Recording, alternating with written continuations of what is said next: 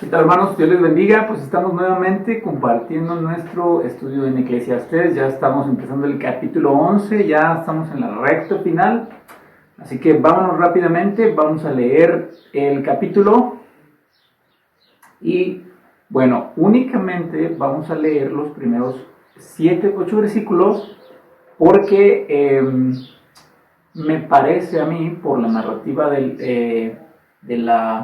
del capítulo y por lo que está en sus tareas, creo que también se dieron cuenta que pareciera que los últimos versículos del capítulo 11 más bien pertenecen al 12.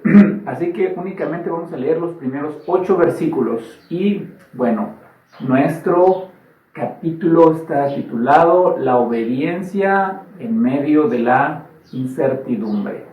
Echa tu pan sobre las aguas, porque después de muchos días lo hallarás. Reparte a 7 y aún a 8, porque no sabes el mal que vendrá sobre la tierra.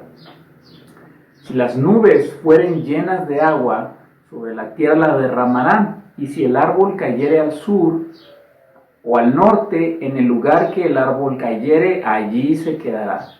El que al viento observa, no sembrará, y el que mira a las nubes, no segará. Como tú no sabes cuál es el camino del viento, o cómo crecen los huesos en el vientre de la mujer encinta, así ignoras la obra de Dios, el cual hace todas las cosas. Por la mañana siembra tu semilla, y a la tarde no dejes reposar tu mano, porque no sabes cuál es lo mejor, si esto o aquello, si lo uno y lo otro es igualmente bueno. Suave ciertamente es la luz, y agradable a los ojos ver el sol. Pero aunque un hombre viva muchos años, y en todos ellos tenga gozo, acuérdese sin embargo que los días de las tinieblas serán muchos. Todo cuanto viene es vanidad. Muy bien, entonces todo este pasaje del 1 al 8 pertenece a la misma idea. Y si se fijan bien, el predicador, bueno, vamos a hacer una oración, ya ando muy emocionado y acelerado, entonces hay que orar a nuestro Dios por guía y sabiduría, y después nos metemos de lleno a nuestro pasaje para hoy.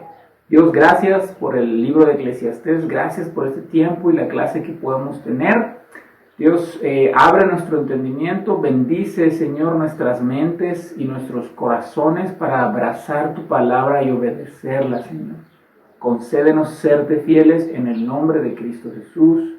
Amén. Hermanos, echa tu pan sobre las aguas, porque después de muchos días lo hallarás. ¿Qué está diciendo? ¿Acaso tenemos que ir a un lago, a una laguna, al mar, a aventar los panes que compramos en la tienda? No.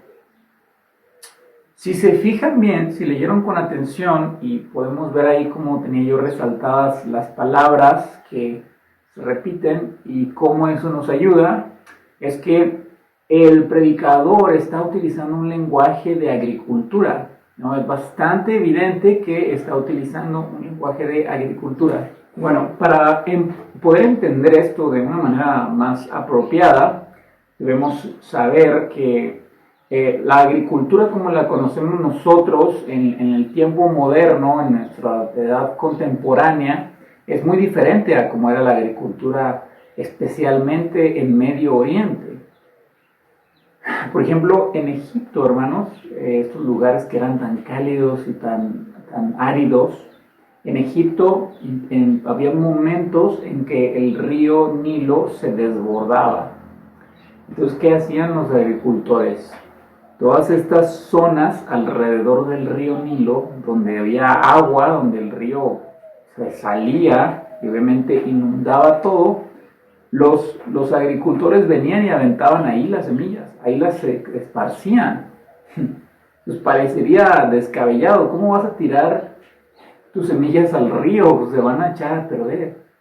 Pero bueno, lo que pasaba es que echaban la semilla al río, obviamente caía a la tierra, se iba hundiendo, se extendía en estas zonas aledañas al río, y cuando la marea, por así decirlo, el nivel del río bajaba, pues se secaban estos lugares, y obviamente la tierra ya había sido ablandada y humedecida por el río, ¿no? Por este desborde. Entonces eran unos lugares muy buenos para sembrar. Después de que el agua bajaba, las semillas germinaban muy bien. Era un excelente momento para sembrar, y obviamente se conseguía una cosecha buena. Podemos entender entonces, hermanos, que por semilla, ¿no? Que nosotros lancemos nuestra semilla al agua, quiere decir que pongamos a trabajar nuestros recursos. En la Biblia tenemos que entender que esta concepción de pan, porque realmente es lo que usa el predicador, que arrojes tu pan al agua, pues se refiere a tu sustento, ¿no? Y evidentemente los recursos de un agricultor pues eran las semillas que sembraba para obtener sustento para sí, pues también venderlo y obtener otras cosas. Así que, y bueno, en la Biblia también se utiliza la figura de aguas para hablar de personas. Entonces, el lenguaje que está utilizando el predicador sí es de agricultura, pero posee la idea de tus bienes, compártelos con la gente, úsalos. Bueno, obviamente, así como requería trabajo y tenía cierto riesgo el lanzar las semillas al agua, así también es un esfuerzo el poder desprenderse de nuestros recursos para dárselo a los demás. Sin embargo, aunque el agricultor corría el riesgo de perder sus semillas lanzándolas al Nilo desbordado, sí era seguro que él iba a perder sus semillas si no las sembraba, si se las quedaba él, si las retenía. Y es justamente lo que nos está enseñando este pasaje, que si tú retienes aquello que Dios te ha dado, si tú no lo compartes con las personas, lo más seguro es que, no, más bien es seguro que se eche a perder. Pero si tú te despojas de ello, sí puede ser que nunca vuelva a ti. Pero Dios nos promete que a su tiempo, obviamente cuando el agricultor sembraba, era un proceso largo, no es que tiraba las semillas hoy y al día siguiente ya estaba creciendo la mata de arroz o lo que sea que quisieran sembrar. Así que era un proceso largo. Tenían que esperar muchas semanas, no era solamente un par de días. Así también nos está diciendo el pasaje que nosotros seamos bondadosos con los demás, que demos nuestro sustento a compartir con otros y que Dios a su tiempo lo recompensará. Ahora, hermanos, muchos irónicamente, utilizan el argumento que está dando el predicador para no dar a los pobres, porque en el versículo 2 se nos dice que los pobres, que tú des al pobre, no, al que no te puede remunerar aquello, no te puede regresar el favor, dale, porque la vida da vueltas y tú no sabes si aquel que es pobre ahora después pueda ayudarte en un futuro. Y algunas personas dicen, bueno, como yo no sé cómo va a ser el día de mañana, no sé si van a venir calamidades como el mismo predicador está diciendo, pues entonces mejor lo guardo por si algo pasa. Pero bueno, la realidad es que nosotros debemos dar cuando tenemos. Y debemos mostrar misericordia cuando es necesario mostrar misericordia. Así, cuando nosotros damos caridad, confiamos en que Dios nos sustentará y que Dios también tendrá misericordia de nosotros, como nosotros tenemos misericordia de los demás. En cierto sentido, sí podríamos pensar en este pasaje como: sé bondadoso con los pobres, porque la vida da muchas vueltas y entonces puede que el pobre que ayudaste se vuelva rico y después tú obtengas un beneficio. Y aunque esta es la realidad del pasaje, si nos está enseñando esto, podríamos pensar que esto es egoísta y que no es caridad verdadera, sino es más bien que estoy dando para ver si a futuro obtengo un beneficio personal y egoísta.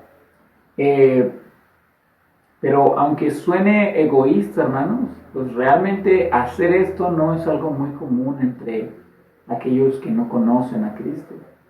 No es algo muy común que alguien que no es cristiano dé su pan a aguas ingratas. Si Dios nos manda a ayudar a aquel que sabemos que no nos va a ayudar. Y la gente en el mundo suele ayudar a aquel que le conviene ayudar. Pero Dios nos manda a que ayudemos a aquel a que no puede ayudarnos. Por eso dice, da tu pan a las aguas, sé bondadoso, desprende de aquello que posees.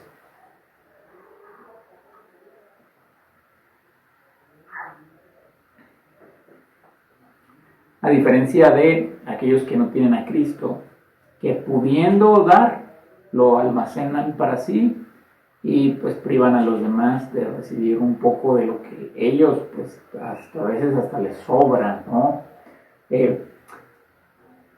Y en lo que nos está diciendo el predicador sí hay como una especie de egoísmo camuflajeado, porque está diciendo, ayuda a los pobres porque te conviene, ayúdalos porque vas a sacar un beneficio de esto. Es verdad, hermanos. Si nosotros ayudamos a los demás, si somos bondadosos, tendremos un beneficio personal. Dios nos bendecirá. Dios nos asegura que todo lo que le damos a los pobres, se lo damos al Señor. Y que de una u otra manera, Él nos va a devolver ese pago. Por ejemplo, Proverbios 19:17 dice, a Jehová presta el que da al pobre, y el bien que ha hecho se lo volverá a pagar. Es lo que está diciendo el predicador. Echa tu pan a las aguas, compártelo, sé bondadoso y misericordioso, y Dios te recompensará. Él, hermanos, puede pagar de muchas maneras, ¿no? De manera que eres próspero en algún momento de tu vida, pero también nos lo puede dar de manera espiritual, ¿no?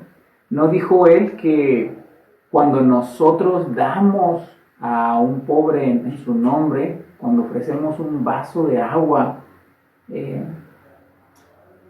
no nos recompensará él?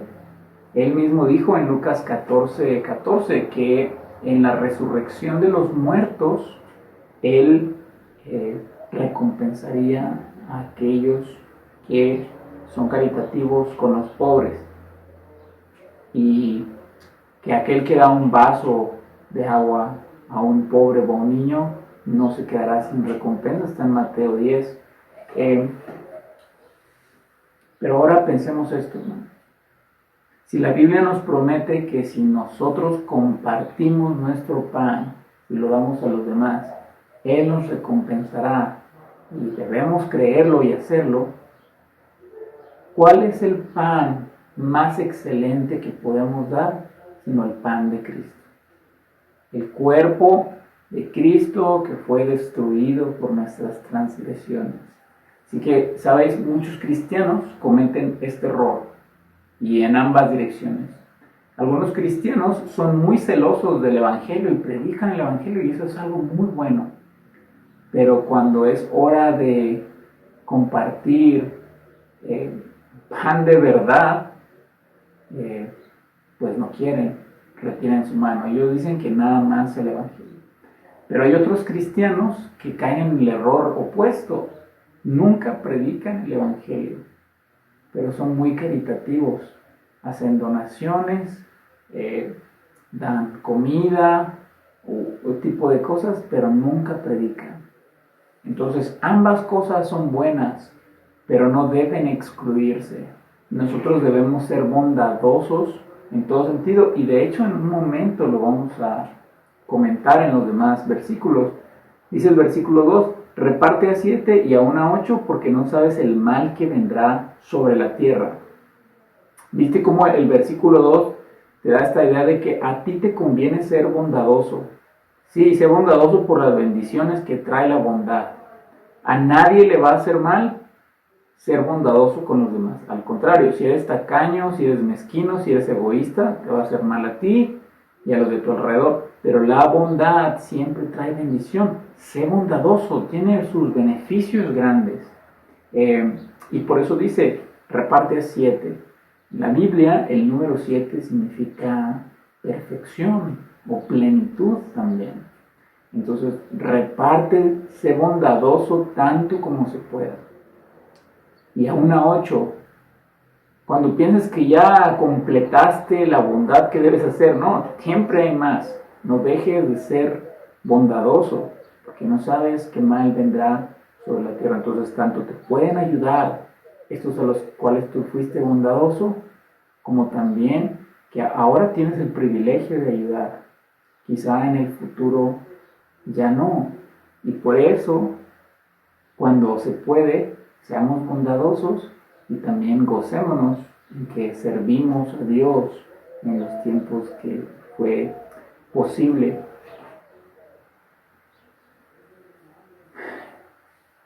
Nuestra recompensa por ser bondadosos es segura, hermanos.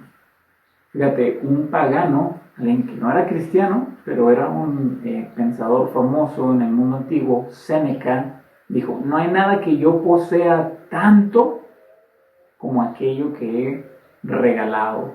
Y yo creo que esta debería ser nuestra postura también. Aquello más valioso, aquello que es de más valor es lo que regalo. Lo que retengo para mí por egoísmo pierde valor. Dice el versículo 3, si las nubes fueran llenas de agua y sobre la tierra la derramarán, si el árbol cayere al sur o al norte, en el lugar que el árbol cayere, allí se quedará. Fíjate cómo todos estos versículos están íntimamente ligados. Aquí el predicador empieza a mezclar la idea de la agricultura con las fuerzas naturales que afectan o benefician la agricultura. Estas leyes de la naturaleza van a mantener su camino siempre, ¿no? Y a menudo, hermanos, la tierra tanto beneficia a la agricultura como la puede llegar a afectar, ¿no? Entonces, cuando hay lluvia a su tiempo, cuando ya sembraste y llueve, qué bueno, la semilla crece. Pero cuando es tiempo de cosecha y llueve, muchas veces echa a perder la planta que ya creció, ¿no? Por diferentes razones. También podemos pensar en el viento. El viento arranca árboles, daña los cultivos, lo es sumamente violento, pero este mismo viento, hermanos, es el que trae las corrientes de aire y que regula la temperatura de del mundo y permite que el mundo pues tenga la temperatura ideal para que pueda crecer aquello que ha sembrado el agricultor. Y bueno, este mismo viento es el que tira los árboles.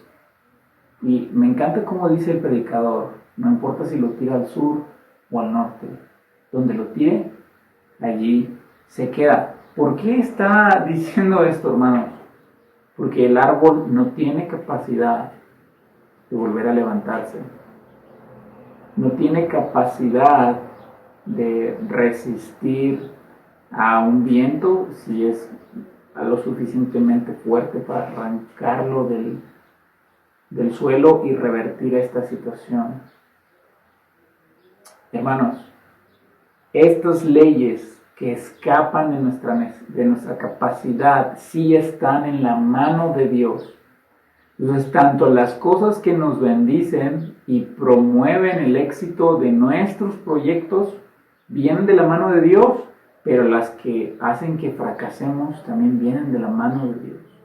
Las dificultades, las vicisitudes, las calamidades vienen de la mano de Dios. La misma lluvia que bendice el cultivo es la misma lluvia que en un tiempo inadecuado echa a perder la cosecha. Y las dos vienen de la mano de Dios.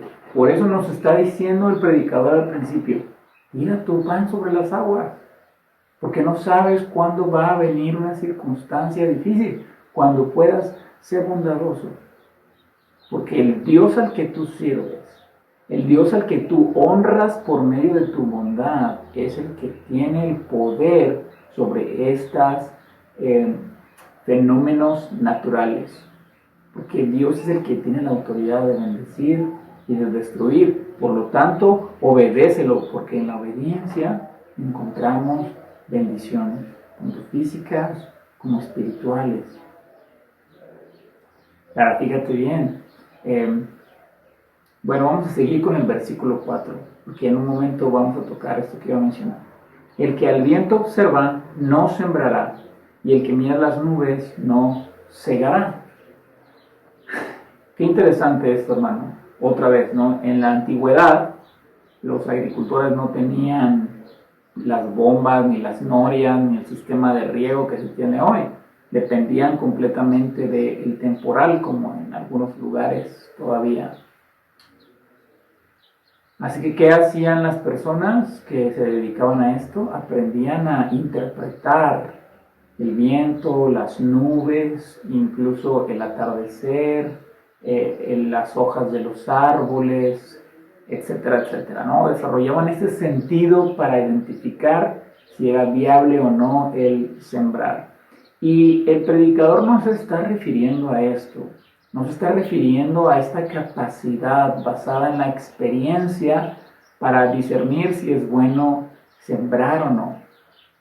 A lo que se está refiriendo el predicador es que cuando una persona se obsesiona tanto con el tener el control de las situaciones ideales y más adecuadas para hacer aquello que busca hacer, nunca hará nada, porque siempre hay un pero.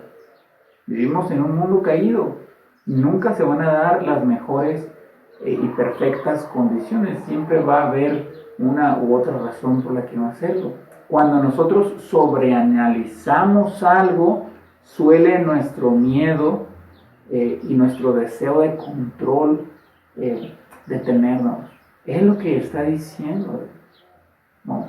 Cuando tú te afanas tanto por tener el cálculo exacto de lo que va a pasar en el futuro, ni lo vas a tener, ni tampoco te va a dejar hacer nada. Y, ¿sabes? Hablando de este lenguaje de la agricultura, evidentemente aquellos agricultores que dependían del temporal, pues la siembra requería la lluvia para que mojara los campos, para abrir, para suavizar el suelo y poder hacer y permitir que la semilla germine. Y entonces aquel que observa demasiado, que es excesivamente cauteloso, entonces no iba a tirar las semillas a tiempo, entonces no iba a estar sembrado en el momento en que le viniera la lluvia, o lo iba a hacer demasiado tarde, o demasiado temprano, entonces iba a seguir lloviendo durante el tiempo de la cosecha, o simplemente las semillas no iban a germinar porque no tiró la semilla al tiempo que ya venían las lluvias. Hermanos, ¿qué necesitamos aprender con este pasaje? Y es algo con lo que todo el pasaje enseña cosas con las que yo lucho mucho. Que si tú quieres lograr y ganar algo, debes tener confianza y valor para aventurarte y hacerlo. Las condiciones del éxito no se pueden conseguir, no las puedes obtener en tu mano como algo seguro, ¿no? El futuro está en las manos de Dios.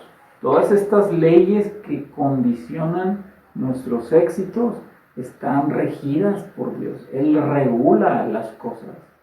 Y por lo tanto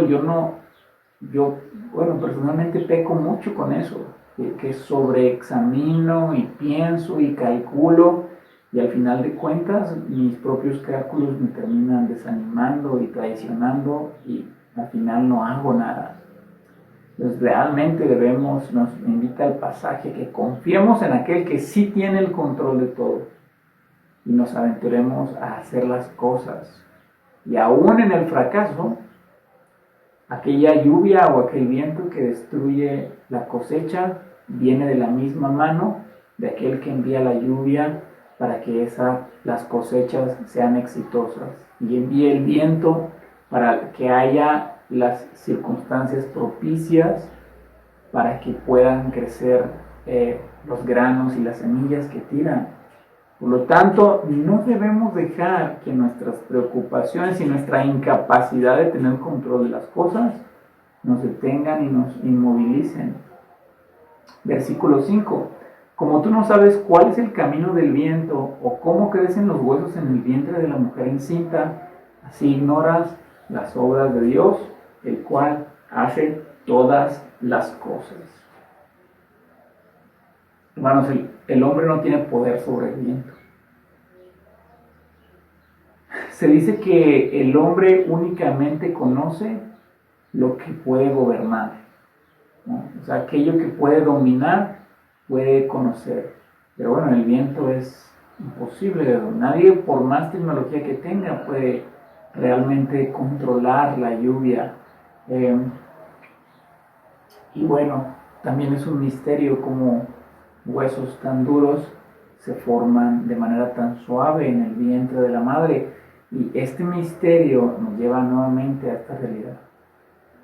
Lo que tú y yo no podemos controlar, que nos angustia tanto y que nos llena de tanta incertidumbre, tenemos al Dios que sí lo gobierna y lo controla, y por lo tanto su autoridad, su gobierno, su soberanía es lo que nos impulsa a servirlo, a actuar con valentía, a emprender cosas.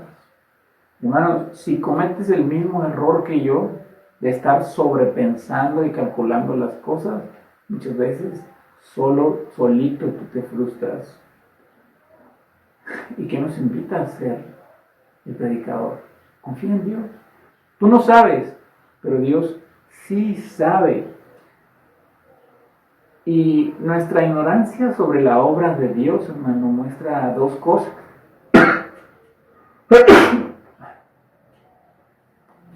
No sabemos el camino del viento. No sabemos el misterio de cómo se forma el humano. Quizá podamos leer libros de embriología, pero sigue siendo un misterio y un enigma el hecho de que haya un ser vivo nuevo. Y dado que nosotros no sabemos las obras de Dios, tampoco sabemos lo que Dios está haciendo. Volviendo al ejemplo de la agricultura, cuando tú pones todo tu esfuerzo y parece que va a ser una cosecha exitosa, muy buena, y viene una lluvia fuera de tiempo y destruye la cosecha. Tú no puedes entender por qué Dios hace esto, pero Dios sí lo entiende. Él sí lo sabe. Y como tú no lo sabes, tú debes confiar en aquel que sí lo sabe, aunque no estés de acuerdo con él. Aunque no te parezca lo que él hizo es lo mejor para ti.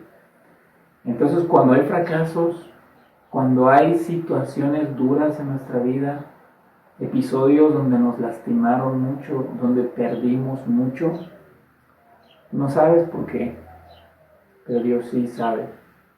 Y así como no sabes el viento, tampoco sabes el porqué de las cosas.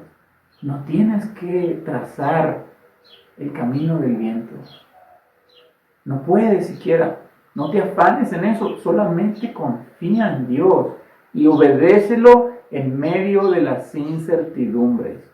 Porque tu confianza en Él es lo que te va a animar, a impulsarte a hacer cosas que en nuestros cálculos suelen llenarnos de miedo y decir, no puedo. Versículo 6. Por la mañana siembra tu semilla y a la tarde no dejes reposar tu mano, porque no sabes cuál es lo mejor, si esto o aquello, si lo uno o lo otro es igualmente bueno. Hermano, porque tú y yo no sabemos y no podemos conocer a ciencia cierta lo que pasa en la vida, porque las obras de Dios son un misterio. Esfuérzate y trabaja y sigue adelante. Y me encanta porque dice, en la mañana siembra y por la tarde no dejes de reposar tu mano. O sea, sigue trabajando, sé diligente, sé responsable, no caigas en la negligencia o en la irresponsabilidad de la flojera. ¿Por qué? Porque tú no sabes cuál es lo mejor. Sigue trabajando adelante. Lamentablemente muchas veces nosotros nos esforzamos en una cosa, en un aspecto de nuestra vida y olvidamos el otro. Debo triunfar en lo profesional, pero tengo una familia descuidada. Debo triunfar en mi vida familiar, pero el resto de mis áreas en mi vida están descuidadas. ¿Qué es más importante? ¿El área espiritual o el área familiar? ¿Qué es más importante?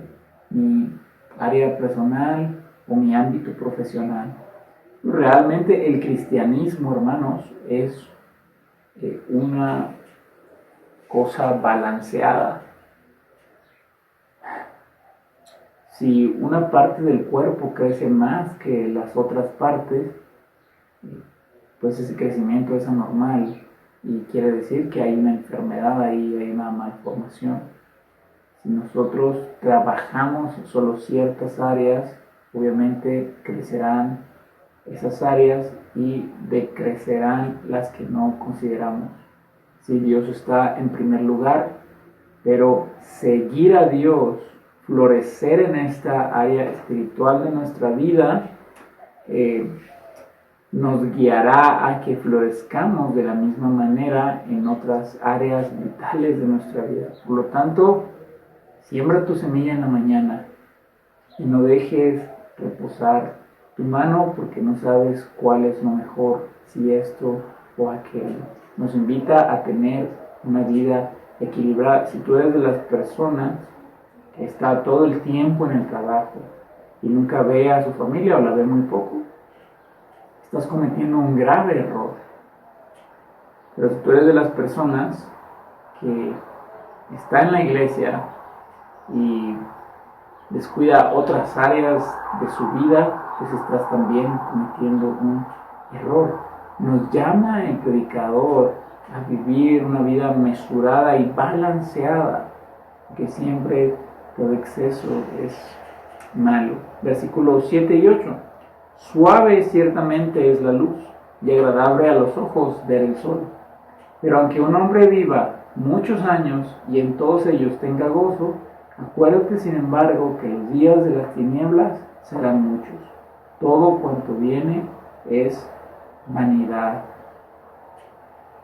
Qué interesante, ¿no? Que el predicador nos dice, sé obediente en medio de las incertidumbres, Dios te recompensará. Como no conoces los caminos de Dios, no sabes cuándo Dios te está recompensando. Solo confía en Él cuando no entiendas las circunstancias.